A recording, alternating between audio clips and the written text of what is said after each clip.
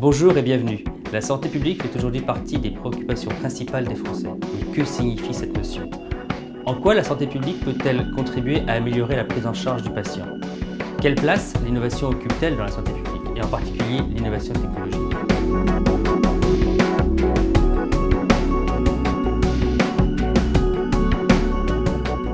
Pour répondre à ces questions, nous avons interviewé Gilles Nussenbaum, médecin généraliste à Paris, Véronique Trier-Noir, médecin oncologue à Lyon, et Mathieu Durand, interne en neurologie à l'Institut Montsouris. La santé publique regroupe un champ extrêmement large.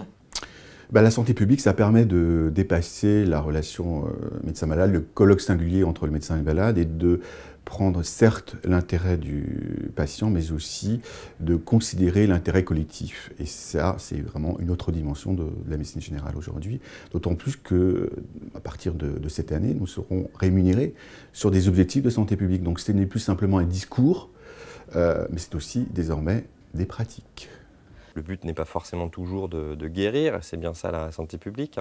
Le but, c'est quand même d'optimiser au mieux l'ensemble des traitements qui sont à notre portée pour pouvoir améliorer l'état de santé de la population globale. Donc finalement, la santé publique, c'est les problématiques de santé.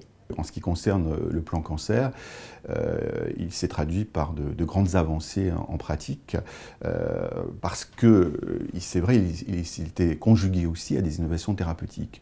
Et il avait aussi pour objectif de réduire les inégalités dans la prise en charge. Et il y a eu véritablement un grand impact. L'intérêt d'un plan de santé publique comme le plan cancer, c'est la mise en cohérence de ces différents aspects verticaux, avec la transversalité qui nécessite une globalité de prise en charge, qui nécessite une cohérence des parcours de soins, avec en permanence la préoccupation de l'égalité d'accès à des soins de qualité.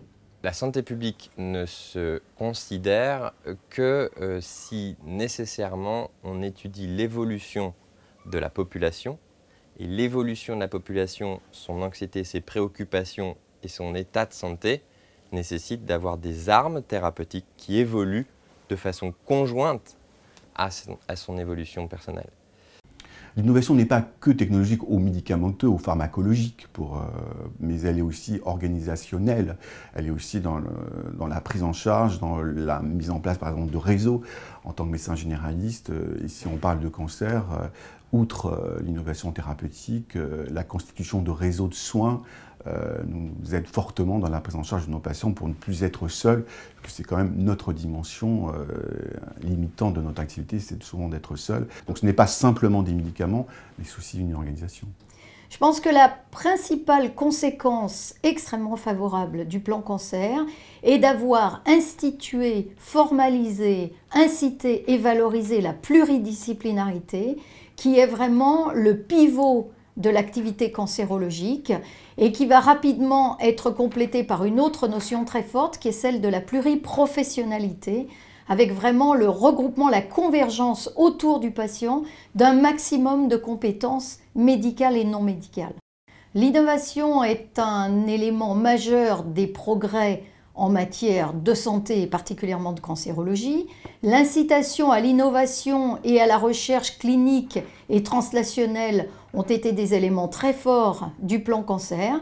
Et il est très important de souligner que le deuxième plan cancer met un focus particulier sur l'innovation et la recherche en matière de sciences humaines et sociales, domaine particulièrement important. La place de l'innovation, elle est permanente parce que l'objectif, c'est de trouver les meilleures techniques possibles, qu'elles soient d'ordre diagnostique ou thérapeutique, pour dépister le mieux les gens qui sont vraiment malades et les gens qui, parmi les malades, nécessitent un traitement, et donc de trouver parmi les gammes de traitements qui existent ou ceux que l'on a à imaginer, les traitements qui soient le moins agressifs possible, le moins pourvoyeurs d'effets secondaires, évidemment avec le meilleur objectif de curabilité, sachant que tout, évidemment, n'est pas curable.